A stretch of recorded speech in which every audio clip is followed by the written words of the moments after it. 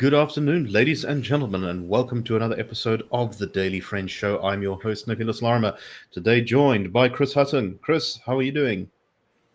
Hi, Nick. John, doing well, thank you. Hope you all had a good weekend. Quite a bit for us to make sense of, I think. The GNU's future, I think, hangs in the balance. So it's a great start to 2025.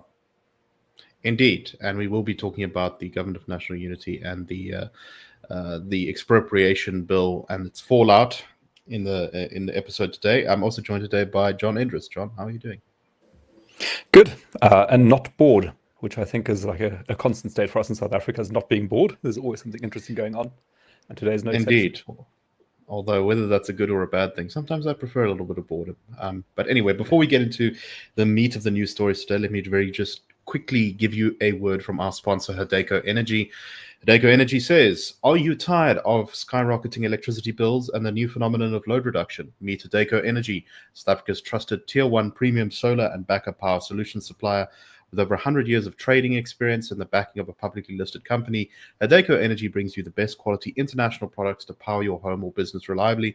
From 3 kilowatt single-phase systems to 250 kilowatt three-phase solutions, we've got options for every need. And here's the best part. We offer unbeatable financing and rent-to-own packages designed to lower the barriers to saving money, cutting electricity costs, and ensuring power stability regardless of what's happening at Eskom.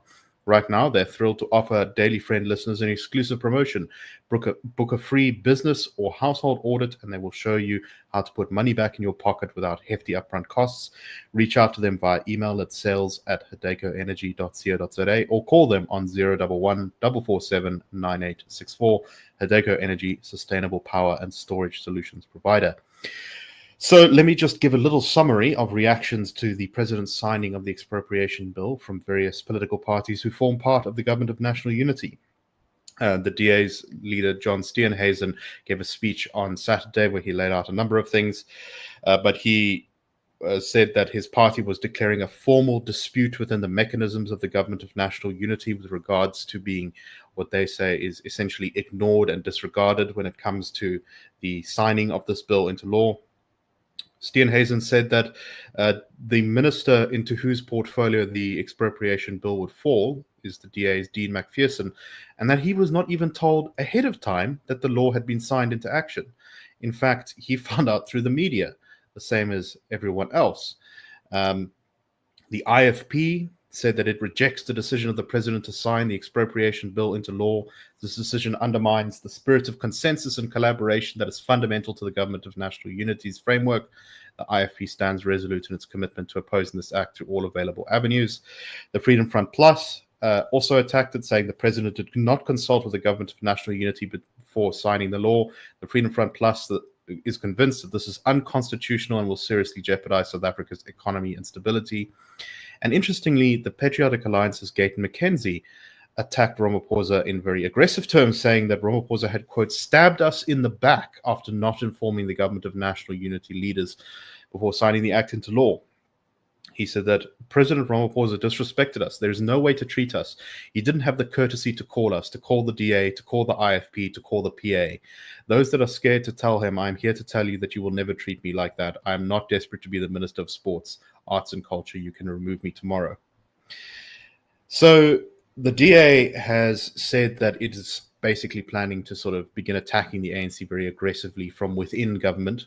In fact, anonymous sources in the DA speaking to City Press over the weekend said that they were going to attack the ANC so aggressively at the next cabinet Lekgotla that they believe that the ANC may even want to fire their ministers after this, following the cabinet Lekgotla.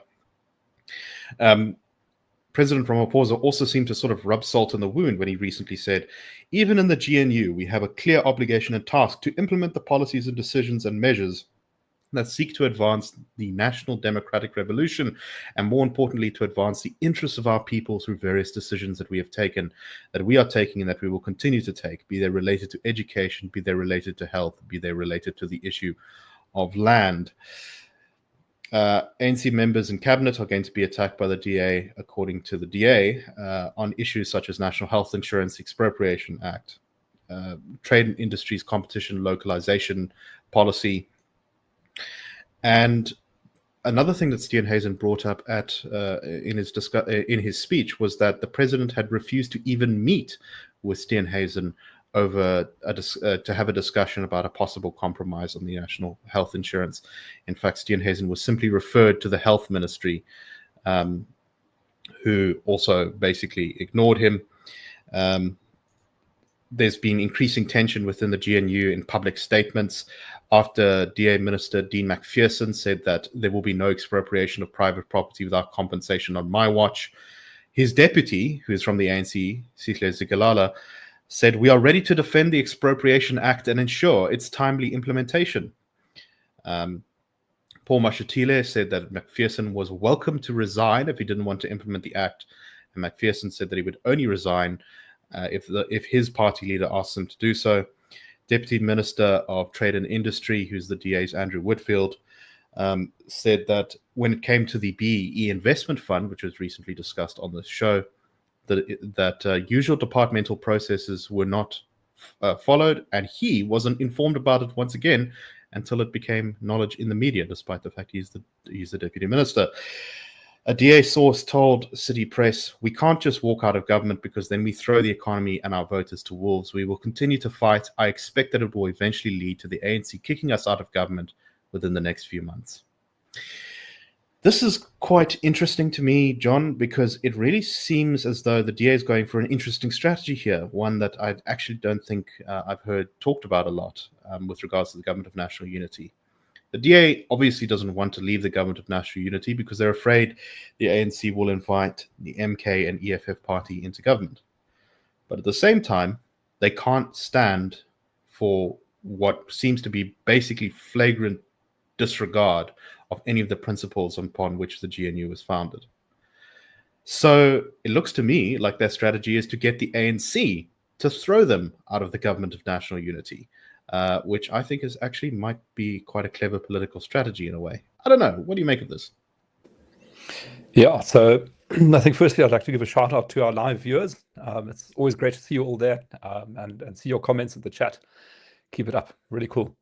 On the GNU and our current situation, I read between the lines that what preceded the events of the last week was probably a decision within the ANC that got a bit fed up with this GNU nonsense and having to compromise with other people on your own policies and priorities, and said, well, actually, we can do it ourselves. We can lead a minority government. We don't really need these guys, but it's going to look bad if we kick them out. So rather get them to leave and get them to take the blame for scuppering this national project of national unity. And the way to do that is through calculated insults.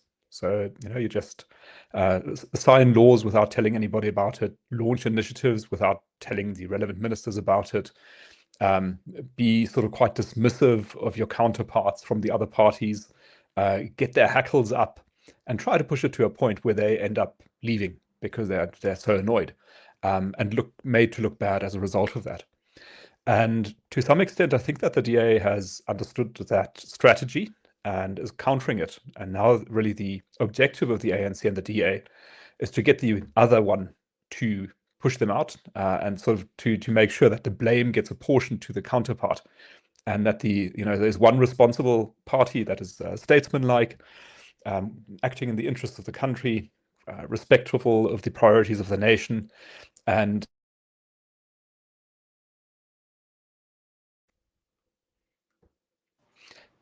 a partner who is disrespectful. And that is really about getting the dominance and the interpretation of what's going on. I also think that the DA has sort of allowed things in a way to come to this point because it has been tested a few times by the ANC over bailout, for example, over NHI, and has always been quite willing to compromise, accommodate the ANC. And I think the ANC sort of has watched this for a while and said, okay, these guys are no threat. They're really harmless. You can do what you like with them. They'll suck it all up. And so for the DA to counter that, they basically have two options. And the one is to leave, to step out and say, actually, we don't have to take this anymore. We're gone.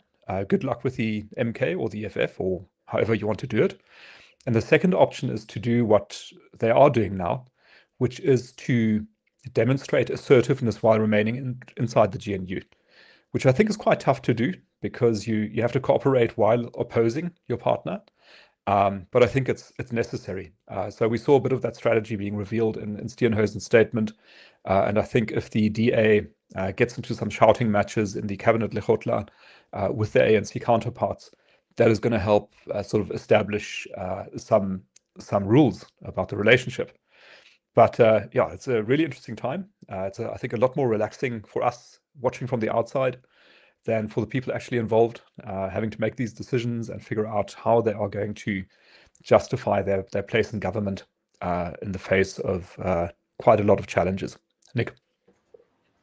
So I get the impression that the DA is very, I was in the DA years ago, and so I get the impression always that the DA is very attached to its identity as the party that does things by the book, that is the responsible party, the negotiator, the ones who are willing to compromise, and it really gets up there. They're sort of really worried as being seen as obstructionist and unfair and malevolent. So I think that had the fear of losing that sort of impression of themselves has been part of what's caused them to, I think, as you say, play ball with the ANC, even when from the very beginning, I think the ANC decided to play hardball with the DA. And I think that came right from the moment of the cabinet being announced, where there was suddenly this vastly expanded cabinet, and every DA minister was always shadowed by an ANC deputy minister. And that, to me, was one of the first signs that there was like a lot of bad faith in this agreement.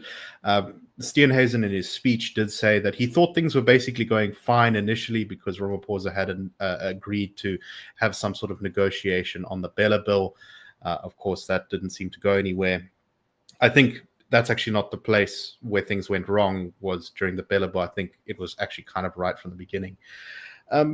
Chris, what do you make of all this? I mean, it kind of seems a little bit now like the GNU is not really a government of national unity. It is going to be a government of national disunity, and that, as John says, the two sides are going to simply be using it as another platform which to attack each other, much like how Parliament was used in the past. Yeah, so I think a big consideration for the DA is if you now continue to, if you choose to remain in the GNU, despite what the ANC has done, on what terms do you do so, and how do you enforce those and leverage what positions you do have? So it's not to say that the DA doesn't have leverage, but it's a bit like a muscle. If you don't exercise it, then it's ultimately meaningless. It won't, you can say you have leverage, but you need to show it and you need to practice it. So we've seen the public statements, and now we'll see what happens in this extended cabinet meeting starting on Wednesday, what comes out of that. I do also understand the argument of, you've got a Liberal Party in cabinet for the first time, since 1994, and arguably before that as well. So now, what do you sacrifice in terms of the way you do things? What do you take from a party like the ANC to still retain that sort of influence within that most powerful body within government? Just on the ANC, I think there might be a few other factors to consider as well. So number one, the rejigging or disbandment of the party's provincial structures in Gauteng and KZN, and the internal power plays on the go at the moment. I read into what is going on right now that President Ramaphosa and others closer to him are trying to signal to those in the party who, for example, want to go to MK, that they are still in charge, that they can run the GNU well, and that they'll continue to implement their ideas and policies. Now, they're not considering the wider implications. And of course, if this leads to the breaking up of the GNU and they're a minority government, they're going to be subject to votes of no confidence and all of that sort of thing, not on a daily basis, but maybe a weekly or monthly basis. But I think the internal power struggle for the ANC is also really factoring in to what we're seeing play out publicly. In around, let's say, almost 2 years and 10 months, President Ramaphosa is very likely not to be ANC leader anymore. There are very few opportunities for him to leave the party in a position he wants, and for those closer to him to try and influence support within the party and maybe undecided voters as to which way they would go. I'm referring, of course, to the next ANC elective conference scheduled for 2027. So, yeah, I think the ANC isn't maybe considering the wider implications of what they're doing, but I do think internal power struggles are really coming to the fore. No, I think the ANC is kind of completely consumed in a lot of ways with its own internal world. The unity of the ANC has been the overriding goal of the ANC since 2008, basically. And as hard as you think about Ramaphosa, his entire time in the senior levels of the ANC over the last decade has been consumed with this question. So it's not surprising to me that the supposed unity of the ANC is being prioritized over any sort of governance concerns whatsoever. It's something that, when I'm talking about kind of bad faith discussions on this, I see what Fikile Mbalula, the ANC Secretary General, has just tweeted about the invoking of Clause 19 in the Statement of Intent by the DA. He's trying a sort of technical legalistic defense, saying Clause 19 does not apply to bills that have already been passed. It only applies to bills that are proposed, drafted by ministers or deputy ministers. Clause 19 would not include bills that come from parliamentary committee or individual members of parliament. Clause 19 does not make provision for the reset of all bills parties in the GNU do not agree with. That would be unlawful. The president may remit a bill if there is a constitutional concern. There aren't any at this point. The DA's problem with the act is it's a specific clause that empowers the state to appropriate instances to expropriate subject to nil compensation. It's funny to think of that has no problem with the Constitution. But anyway, John, what do you make of this? I mean, look, sorry, just before I get to you, DA doesn't like listening to people on the sidelines. But I will say that I really do think that it's time for them to really push the limits of what they can do in Parliament. Don't vote for the budget if it's not something that you can completely get behind. And business will probably tell the DA, no, you have to vote for the budget whilst there's all these financial concerns. Well, then put the blame at the feet of the ANC. They're the ones who don't want to play ball here. Don't support the ANC in cabinet. Criticize government from cabinet. Make appointments as you exercise the full range of your ministerial powers. I think it's time to play some hardball, because the ANC does not seem to me to be particularly interested whatsoever in keeping this thing together. John, as you say, a lot of this seems almost deliberate, and we know that from its past behavior, the ANC likes to move forward when it thinks that there's no real opposition, and it only retreats when it faces strong opposition. Yeah, what do you make? Agree with that. Yeah, I think if the DA doesn't leave, then it does have to play hardball. That's the very least it can do. It cannot afford to do nothing. It has to now show some spine. But I would also add that the ANC, I think, is playing its hand well. It's placing party above country very clearly. It's going against the growth objective, which we at the IRR keep pushing, which the ANC pays lip service to, but obviously doesn't really mean. And I think if you're putting party above country, then this ploy isn't bad, because you're sort of weakening the DA, putting them in the position of having to make really tough decisions. You're outflanking EFF, you're outflanking MK, you're looking like you're in charge, you're in command of the situation. So from the ANC's perspective, I think they're riding pretty high, really not looking bad. But for everybody else, it's a bit of a mess. Nick.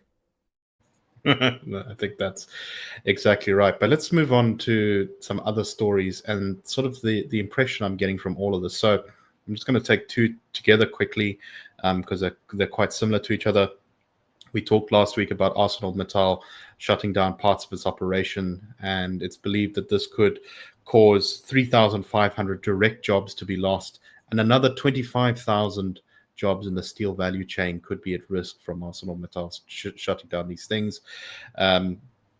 There's been much work behind the scenes in the Department of Trade and Industry, where Minister Parks Tau and some of the ANC believe that the solution here is to bail out ArcelorMittal, which has been in an unhealthy financial position for a little while.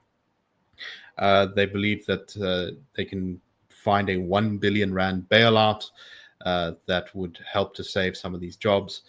A source speaking to the media said that they thought that it was a good idea to bail out ArcelorMittal, but they were also concerned that ArcelorMittal might just come back and ask them for more money later, complaining that even when they were making profits, they were not investing in upgrading the plants. If we do all these things, what guarantee do we have the next year they're not going to come and say, give us more. At the same time, the ANC's Economic Transformation Committee is talking about a massive bailout or subsidy to Transnet to try and fix its numerous problems. There's been some reports that Transnet would need something like 70 billion rand in order to upgrade the rail infrastructure and get it sort of back to scratch. There's the ANC's internal committee said that there was an urgent need for interventions and solutions to sustain the local steel industry and Transnet. They need one of their committee deputy chair of the committee, ANC member, said we need something massive for Transnet.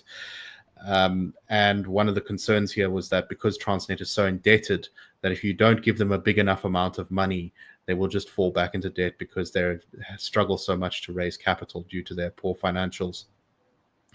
This ANC member said, if you give Transnet 47 billion rand, you are not helping them to solve the large-scale capital requirements they have at a structural level. It's still far less than what they require. We should give them a comprehensive one-off. So let's just briefly talk about whether this is a good idea. Chris, constant bailouts, tariffs to try and protect the steel industry, none of this works, and none of it has worked. What do you make of the story? Look, I'm all for a Department of Government Efficiency that collates all bailouts and subsidies into one. But of course, I'm being facetious there. Look, you can let's assume that the state had this sort of money. Let's assume we had 500 billion for Transnet, for ArcelorMittal, for Eskom, to deal with all their various debt commitments. That really doesn't fix the underlying issues in those three companies, number one.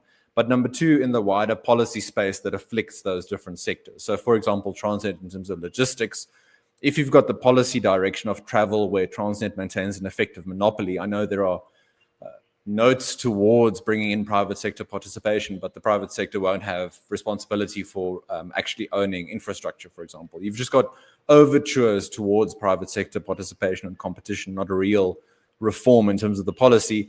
This cycle will continue repeating itself, and the government will be in the position of having to pick winners and losers, and inevitably it will be those state-owned companies or indeed private companies that have the most developed political connections and who have the deepest pockets in terms of dealing with various forms of compliance and ticking boxes and making sure that they should get the bailouts because they quote unquote give the most to the economy, the most socially responsible, all those sorts of things. So yeah, I think deeply reckless from a fiscal point of view, and Treasury, the Reserve Bank, some of our institutions have done such a good job shoring up where they can South Africa's the view of our fiscal responsibility, trying to bring down our debt burden. Now again, you push from government and from the other department side, you just keep pushing that envelope. And I don't think it fixes anything fundamentally. So maybe it'll happen. It'll help Transnet. It won't help bring about real economic growth, won't help established or emerging players in different sectors, in mining, agriculture, any of that. So I think it's indicative of not wanting to acknowledge the deeper philosophical and structural policy issues that afflict these sectors. John, your thoughts? Yeah, I would say look out for the pattern. Like there's a pattern that you can see in all of this, which is whenever there's a problem, throw money at it to make the problem go away. And it doesn't work. So you'll remember Gabriel's paper on slashing waste and cutting taxes, where he did the study and he showed that the South African state's quality of performance goes down like that over time, last 30 years, and the size of the state goes up like that. And what this means is that the more money you give to the state, the worse the results you get. So why give it more money? So yeah, this constant call for bailouts and funds and transformation funds and support and subsidies is really not a very good approach. But we're also seeing a lack, I think, of alternative ideas out of the ANC. It's always the same approach. So it's favoritism, it's clientelism, and you say, like, my favorite is the steel industry, so we're going to give them some tariff protection. Then if they fall over, I'm going to give them a bailout. You sort of try to pick the people you want to support, but it creates huge distortions, and those distortions have secondary effects that you don't like, so you introduce some more distortions. and ultimately you end up with a very dysfunctional economy that is very uncompetitive. Nick? So I want to pick up on that point specifically in talking about the next story, which is that Ramaphosa, speaking to the party, announced that he was ordering the ANC to fix local municipalities ahead of 2026, and that he was ordering the party to repair its branches and make them vibrant centers of the community, as I believe the phrase he uses. The ANC has lost the trust of our people, and urgent and focused action is required to gain that trust.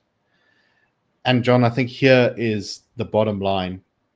The ANC seems to be sabotaging the GNU now, quite fundamentally. Just sort of spitting in its face, saying we can do what we like, We haven't lost anything. We're still in power. We, in fact, are going full steam ahead on the National Democratic Revolution. But they don't have any alternative to the GNU, really. Everything they've tried in terms of the National Democratic Revolution has failed. It's only, that's been ANC policy for decades since they came to power. And since 2008 in particular, it's really driven the country down. Unemployment is up, crime is up. Almost every measure you can see around you, the country has suffered over the last decade. And then, as you say, when it comes to solutions, the solution is always just, let's just squeeze the private sector harder for more money to just throw at it. And then we'll just order everything to be done properly. The ANC has no idea how to get out of this hole, doesn't have any kind of positive action, really, it seems, to actually climb out of here, except to triple down on the expropriation stuff. And when that fails, it will undoubtedly say, well, it's simply because we didn't squeeze the private sector hard enough. This is a party that seems completely adrift. What do you make of this? Yeah, I think that's right. There's a certain aspect of cargo culture to this. So it used to be that in the remote Pacific Islands, planes would come and drop cargo, like supplies or relief supplies, something like that. And then when the planes stopped coming, people would make sort of facsimile airplanes out of sticks and straw, in the hopes that this would attract the planes to come back, because it's sort of the same shape generally. It looks like the right thing. So it should kind of work to, produce the cargo, but it doesn't, because the underlying mechanisms aren't understood. And that is what we're seeing here with the ANC. You sort of say, make the municipalities whole, let the state-owned enterprises walk again. But it's all magical thinking. It's not really linked to reality.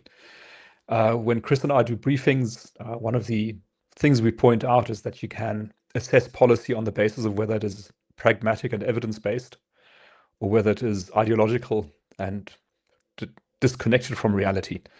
And that really is an important factor of whether your policy is going to be successful or not. And if you've got this fact-free, evidence-free, ideological policy making, you don't get the results that you want or that you expect. And that is pretty much the road that the ANC is going down. Nick? Chris, your thoughts? For such a deeply unserious statement and quote-unquote solution by the president, I only have this to offer. If you could order the municipalities to work now, why couldn't you just order them to work beforehand? No, exactly. That is... They don't have any idea, at least, say what you will about the EFF, but they had a completely warped, twisted vision for South Africa that I think they could make the argument, although I would argue that a lot of EFF policy was basically just ANC policy taken to its logical conclusion, but at least they could claim that they were sort of doing something new. We've seen all this before. The ANC just keeps doing the same thing again and again, just upping the stakes every time. Or we're taking away mineral rights, or we're taking away water rights. Why now we're taking away all of land too? Well, why not? And then next it'll be something else. It'll be people's pensions. It'll be some other asset that the people of this country own. And we're sitting at 40% unemployment. We're sitting at hundreds of children not able to get the food that they need. We're sitting at enormous levels of crime. 70 people murdered a day, somewhere around there. It's a party that is going to drive itself into the dustbin of history, to use a Marxist phrase, I think, because when you are going down, as the saying goes, if something can't continue forever, it won't. And I think it's in the ANC's own self-interest, never mind the country's self-interest, to change the direction that they're going in, because they are going to drive themselves into the mud and take the country with it. John, any final thoughts? Yeah, maybe it's just this one sort of slightly optimistic idea, which is that being confronted repeatedly... that would be very welcome. Being confronted repeatedly with the failures of your own policies to bring about the results that you're looking for. At some stage, people in the ANC are going to get a little puzzled about why is this happening? Why does reality hate us so much? And that is the point when they've got to look for solutions outside the party, and that's where the IRR stands ready with our blueprint for growth papers. So you don't necessarily need to know all the answers, but you can look up the answers, and we're writing them down for people to read, communicating them, and yeah, the solutions are sort of clear. It's clear how to get it done. You just got to do it. Just on that point, and this is a case we've made over the years, which is that the ANC, especially between sort of during Mbeki's presidency, between 2000 and 2007, it made a lot of mistakes in government. Don't get us wrong. The racial affirmative action, the labor laws, the HIV/AIDS denialism, those are all bad. But it got enough right to grow the economy. And we benefited from the global tide of the commodities boom. We saw unemployment go down. And so the ANC has actually managed to do better than this. It just decided that everything it did right previously, it was going to ignore. Any final thoughts, John, on that one? No, I agree with you on that. Like if there's one thing you can't get wrong that you have to get right, it is to make the economy grow. You can get quite a lot of other things wrong, but you've got to make the economy grow. You can't get past that. So that's what's got to be the focus. Exactly. And to finish with an optimistic note, it was exactly the fact that it has been done correctly in South Africa before, at least more correctly than it is now, that shows that we could do it correctly again. This is not an inevitable slide into oblivion. The right decisions made now could turn things around, and it's important for us as the public to pressure civil society, government, political parties, everyone, as much as possible to make the right choices. Okay, thank you very much, everyone. We hope you've enjoyed the show today, and we will, of course, be back tomorrow with the Daily Friends Show. Cheers, everyone, and have a wonderful day.